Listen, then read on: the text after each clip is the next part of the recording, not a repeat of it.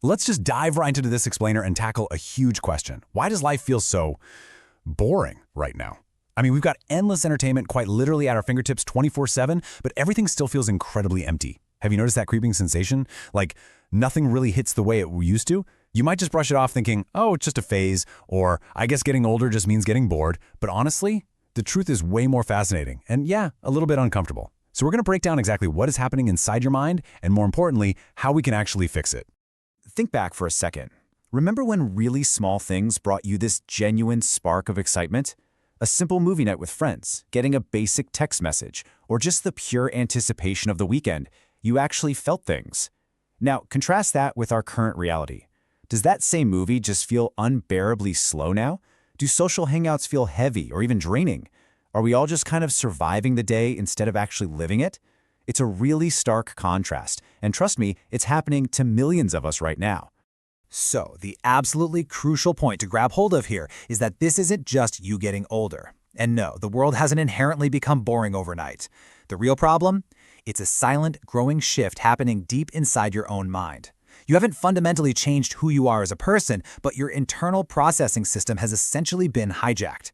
We keep looking outwards, desperately searching for new experiences to fix this dullness, but we completely miss that the actual issue is how our brains are receiving the world in the first place. Which brings us to part one of our explainer, the boy in the mirror, and a descent into noise. Consider a totally normal kid. Honestly, this could be you, me, or literally anyone we know. This whole thing, it's not a sudden cliff you just fall off. It's a gradual, slippery slope. Stage 1, life is totally normal and genuinely happy. But then, stage 2 creeps in, a moment of slight boredom. And instead of just sitting with it, he fills that quiet, awkward space with a screen. It feels pretty good at first, but soon enough, stage 3 hits. The dosage has to increase. He needs more scrolling, way faster videos, and this constant background noise just to feel normal, which inevitably drags him to stage 4, complete emptiness. His mind fragments, because filling every single second of silence with noise doesn't cure boredom. It actually creates an absolute inner void. And look, these aren't just quirky side effects of modern life. They are glaring, neon sign symptoms of an overloaded brain. Think about it for a second. Have you ever caught yourself laughing at a joke with your friends, but then realized you didn't actually feel any real joy inside? Like your body is physically reacting, but your mind is totally disconnected. Or maybe you're constantly checking your phone even when you know it hasn't buzzed. This fake, high-speed stimulation has essentially made the beautiful normal pace of real life feel impossibly slow to us. This is not laziness. This is rewiring. I really want that to sink in. If you've been sitting there blaming yourself thinking, man, I have zero discipline, or believing you've just become a fundamentally lazy person, please stop. Right now. Your brain is actively changing its physical structure. It is literally adapting to the environment you are feeding it every single day. So that guilt you're carrying around, it's totally misplaced.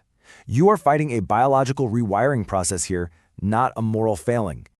Let's move right into part 2, the science of numbness, focusing on dopamine and understimulation. To really wrap our heads around what's happening, we need to strip away the narrative and look straight at the neuroscience, your brain chemistry. Because once you understand the mechanics, the whole mystery just evaporates. See, you think you're bored, but you are actually suffering from something called understimulation. This is such a critical distinction. Your brain is adapted to this wild baseline of hyperfast, perfectly optimized digital feeds. Real life has awkward pauses, right? It has incredibly slow moments. Algorithms definitely do not. Because you are so used to this intense artificial stimulation, your brain is actively rejecting normal reality because it registers it as dull. You aren't bored of life. Your brain is just screaming for its artificial high. The absolute core of the issue is that your dopamine system has entirely flipped upside down.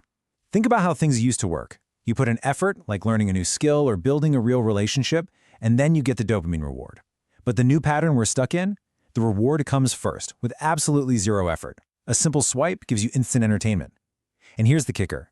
When your brain learns it can get the reward for free, it completely kills your motivation to do anything hard. I mean, why climb the mountain when the view is just handed to you on a glowing screen?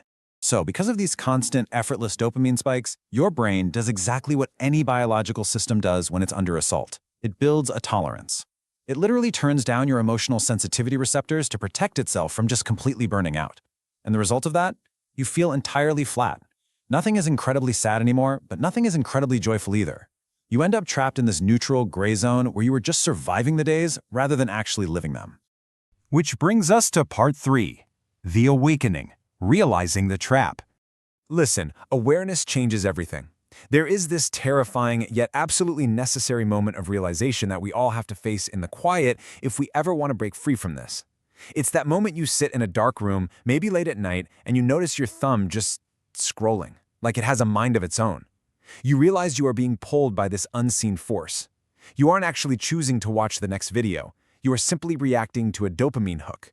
But the magic here? The very second you acknowledge you aren't in control, you actually take the very first step toward getting your power of choice back. All right, let's get into part 4, the systemic solution, taking back control. To fix a systemic rewiring, you absolutely need a systemic solution. Relying on sheer willpower overnight is just going to fail, for sure. It starts incredibly small. Step 1, just sit for 10 minutes without your phone. That's it. Step 2 is where the magic happens. Observe the uncomfortable withdrawal. Don't fight the anxiety. Just watch it happen like you're an outside observer.